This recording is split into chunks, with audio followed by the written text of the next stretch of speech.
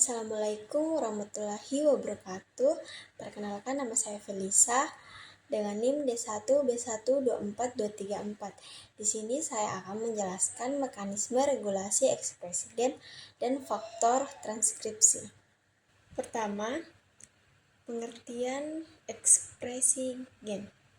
Ekspresi gen adalah proses di mana informasi genetik atau DNA ditranskripsi menjadi RNA, lalu diterjemahkan menjadi protein fungsional. Baik, di sini saya akan menjelaskan gambar yang ada pada nomor 1.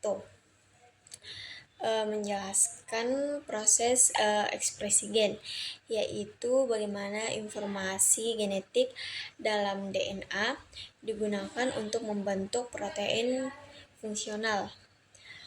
Proses ini terdiri dari 2 tahap utama. Yang pertama itu transkripsi, di mana urutan basa nitrogen dalam DNA disalin menjadi RNA. Terus yang kedua itu translasi. Itu di mana proses menerjemahkan RNA menjadi asam amino atau protein. Yang kedua, pentingnya regulasi ekspresi gen. Poinnya ada 4. Yang pertama, menghemat energi dan sumber daya sel. Yang kedua, memastikan protein hanya diproduksi saat dibutuhkan. Yang ketiga, mengatur diferensiasi dan fungsi sel. Contohnya itu kayak sel otot versus sel saraf. Terus yang keempat itu penting dalam perkembangan embrio, respon terhadap lingkungan, dan terapi gen. Yang ketiga, tingkatan regulasi ekspresi gen. Regulasi dapat terjadi pada beberapa level. Ada 5 level. Yang pertama itu epigenetik, di mana epigenetik ini modifikasi DNA atau histon atau biasa yang disebut metilasi atau asetilasi. Terus yang kedua itu transkripsi, di mana aktivitas atau inhibisi oleh faktor transkripsi. Terus yang ketiga pasca transkripsi, RNA splicing, editing, dan degradasi. Terus yang keempat itu translasi, efisiensi ribosom dalam menerjemahkan mRNA. Terus yang kelima itu pasca translasi, di mana modifikasi protein, degradasi, dan lokalisasi. Baik, di sini saya akan menjelaskan gambar yang ada pada nomor 3. Gambar ini menunjukkan modifikasi epigenetik yang mengatur ekspresi gen tanpa mengubah urutan DNA. Proses ini meliputi destilasi DNA, di mana penambahan gugus metil oleh DNA yang menekan ekspresi gen. Terus asetilasi histon, di mana penambahan gugus asetil oleh HATS yang membuka struktur kromatin dan mengaktifkan gen. Sedangkan HDACS itu menghilangkannya atau menutup gen. 4. Regulasi di tingkat transkripsi merupakan titik kontrol utama ekspresi gen. Bagian A, promoter, di mana urutan DNA tempat RNA polimerase menempel, butuh aktivasi agar transkripsi bisa dimulai. Baik, saya akan menjelaskan gambar yang ada pada nomor 4. Gambar ini menunjukkan struktur gen eukariotik yang terdiri dari enhancer distal, promoter proksimal, tata box, exon, dan distron. Enhancer dan promoter itu mengatur ekspresi gen. Tata box itu menandai awal transkripsi.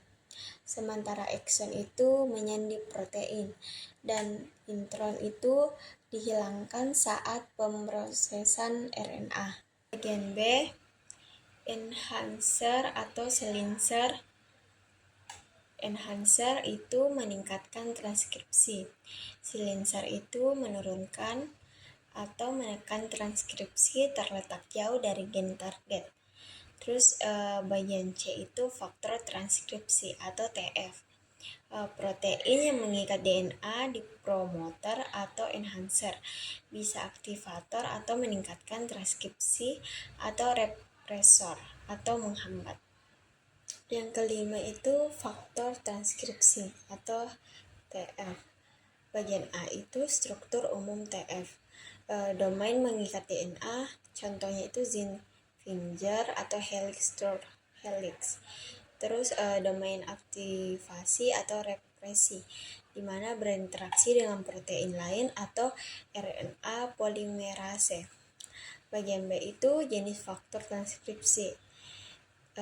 Tipe contohnya itu aktivator P53, MYC, menstimulasi transkripsi. Terus repressor atau red snail itu menghambat ekspresi gen tertentu. Yang keenam, regulasi oleh epigenetik. Metilasi DNA pada CpG island menghasilkan gen menjadi tidak aktif. Terus asetilasi histon menghasilkan membuka kromatin atau gen bisa diakses. 7. Contoh aplikasi dalam farmasi. Mekanismenya itu inhibitor HDAC atau enzim epigenetik. Obat kanker itu meningkatkan ekspresi gen penekan tumor.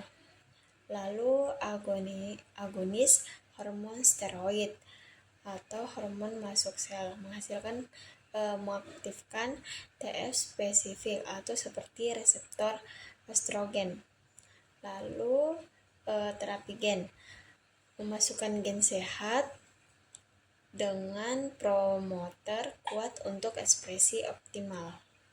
8. Gangguan regulasi ekspresi gen. Beberapa penyakit muncul karena disfungsi regulasi ekspresi gen. Yang pertama itu penyakit kanker, yang dimana overekspresi onkogen atau hilangnya ekspresi gen suppressor tumor. Terus yang kedua itu penyakit genetik, di mana mutasi pada promoter atau enhancer. Yang ketiga itu resistensi obat, di mana perubahan ekspresi transporter atau enzim metabolik. Kesimpulannya yaitu regulasi ekspresi gen sangat kompleks dan penting untuk fungsi sel normal. Terus faktor transkripsi adalah pemain utama dalam mengatur transkripsi. Pemahaman ini sangat penting dalam mengembangkan terapi target dan obat-obatan modern.